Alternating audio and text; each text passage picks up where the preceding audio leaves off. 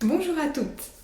Donc pour celles qui ne me connaissent pas encore, je suis Hélène Gobert, business coach et j'aide les femmes à trouver un équilibre entre leur vie pro et leur vie perso.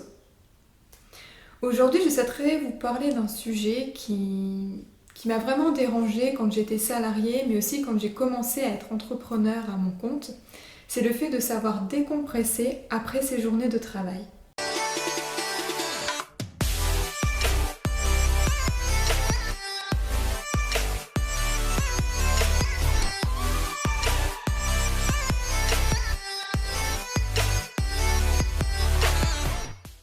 C'est vrai qu'on soit salarié ou pas, la difficulté qu'on peut avoir quand on rentre à la maison, c'est de continuer à réfléchir aux problèmes qu'on a eu dans la journée, aux choses qu'on veut faire le lendemain.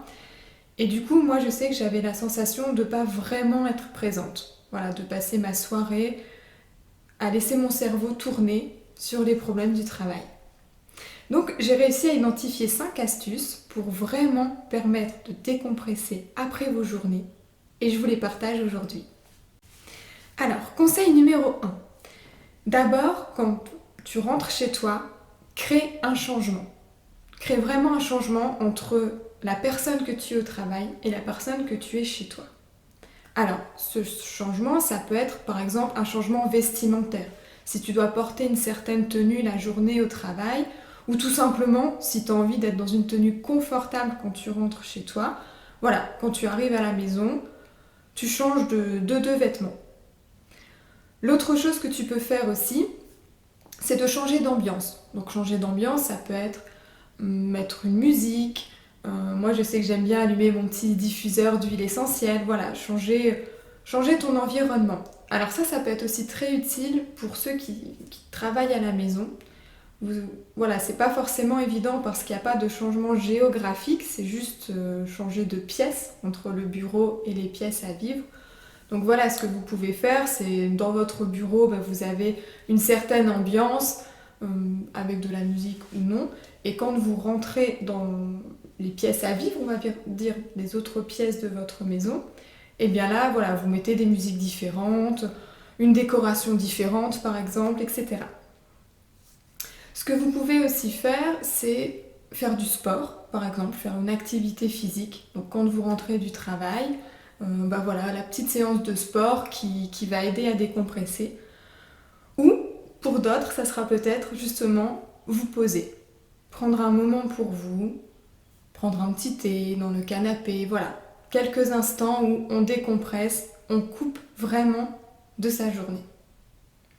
Alors moi, par exemple, si je dois vous expliquer ce que je fais, après mes journées de travail, donc déjà j'aime bien changer de tenue, c'est clair, mettre une tenue beaucoup plus confortable. Et puis me préparer en fait pour ce que je vais appeler ma deuxième vie, c'est-à-dire soit aller faire du sport, ou aller m'occuper des chevaux, ou aller promener le chien. Mais voilà, donc je vais être dans un autre dynamisme. J'aime bien aussi m'octroyer une petite pause, donc un petit goûter, avant de commencer la seconde vie.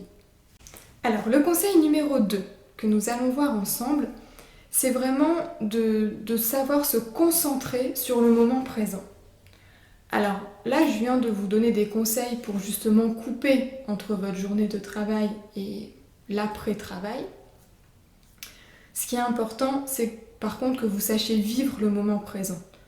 Parce qu'effectivement, on peut se mettre dans une tenue décontractée, on peut se poser dans le canapé, mettre de la musique, mais finalement, si une partie de notre cerveau continue à réfléchir à ce qu'on a fait aujourd'hui ou ce qu'on va faire demain, ça ne va pas servir à grand-chose. Donc ce qui est vraiment essentiel pour que cela fonctionne, c'est que tu saches te concentrer sur le moment présent. Alors des petites astuces, ça va être par exemple vraiment écouter la musique ou sentir l'odeur de votre diffuseur d'huile essentielle ou écouter le rire de vos enfants ou par exemple vraiment participer à une conversation avec votre conjoint, l'écouter réellement à 100%. En fait, ce qui est important, tout simplement, c'est que vous soyez présente ici et maintenant. Comme si vous aviez refermé le livre travail et que vous aviez ouvert le livre vie personnelle. Conseil numéro 3. Il s'agit de faire une activité qui va te mettre dans un état de flow. Alors, tout d'abord, qu'est-ce que c'est un état de flow ? C'est l'état dans lequel tu vas ressentir beaucoup d'émotions positives, de la gratitude, de la fierté pour ce que tu fais, de l'accomplissement. Alors, quelques activités que tu peux faire qui vont te mettre dans ce type d'état, ça va être du yoga, par exemple, écouter de la musique, alors surtout des musiques de gratitude, des musiques qui vont te permettre de te concentrer sur les choses positives, par exemple, que tu as fait dans la journée. Moi, je sais que personnellement, ce que j'aime bien faire chaque jour, c'est écrire dans mon petit journal les 3 moments de gratitude, les 3 choses positives que j'ai eues dans ma journée.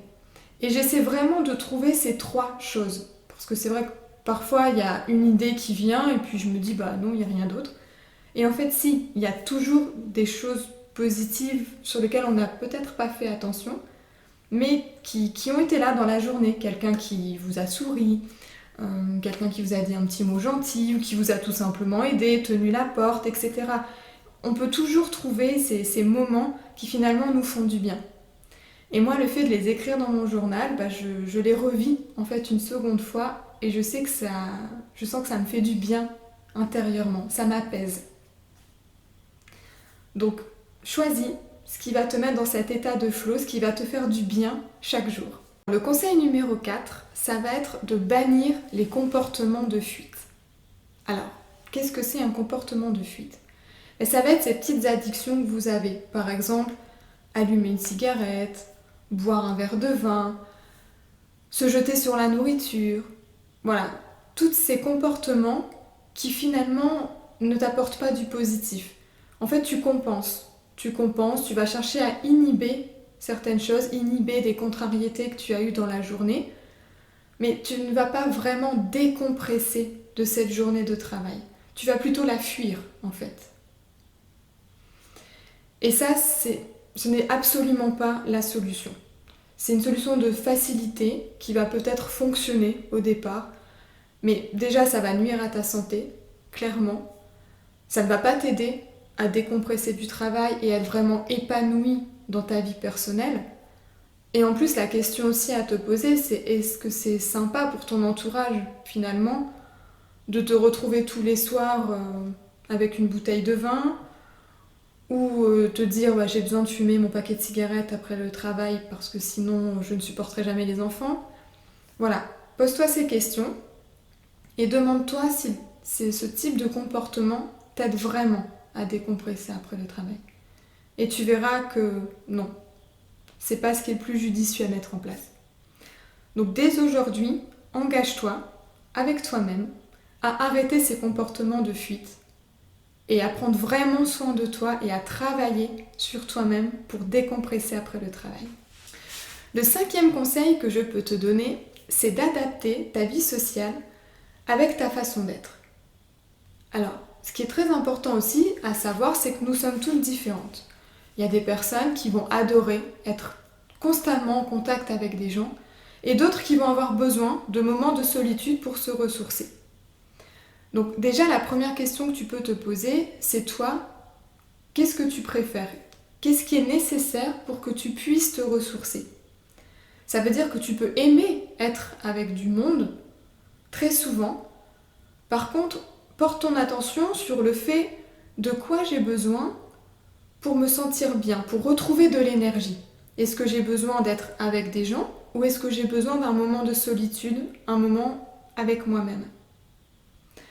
Moi, tu vois, par exemple, dans mon ancien métier, quand j'étais directrice d'une société, je vivais seule et c'est vrai que pas mal de gens me disaient « mais ça doit être triste le soir chez toi, t'es toute seule ». Et en fait, non, ça me faisait vraiment du bien d'être toute seule. Pourquoi ? Parce que par mon métier, je passais ma journée en interaction avec des personnes. Je pouvais avoir plus de 50 appels par jour, sans compter les interactions que j'allais avoir avec les salariés, les clients, les fournisseurs, etc. Et du coup, quand je rentrais chez moi le soir, j'avais plus envie de parler, j'avais plus envie d'être au téléphone, et ça me faisait vraiment du bien de me retrouver dans le silence, en fait. Donc je sais que j'ai besoin, pour moi me ressourcer, d'avoir des moments où je suis seule, tranquille, dans le calme, pour vraiment me sentir bien après? Donc pose-toi cette question. Comment tu veux doser ta vie sociale pour te sentir au mieux avec toi-même?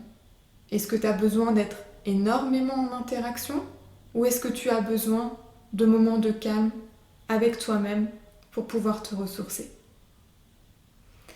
Voilà, j'espère que ces 5 petits conseils vont être vraiment utiles pour t'aider à décompresser après le travail. Donc engage-toi à les mettre en place dès aujourd'hui pour pouvoir être épanoui entre ta vie pro et ta vie perso. À très vite. Pour aller encore plus loin, nous avons créé un e-book avec des conseils pour pouvoir trouver un équilibre entre ta vie pro et ta vie perso sans changer de métier.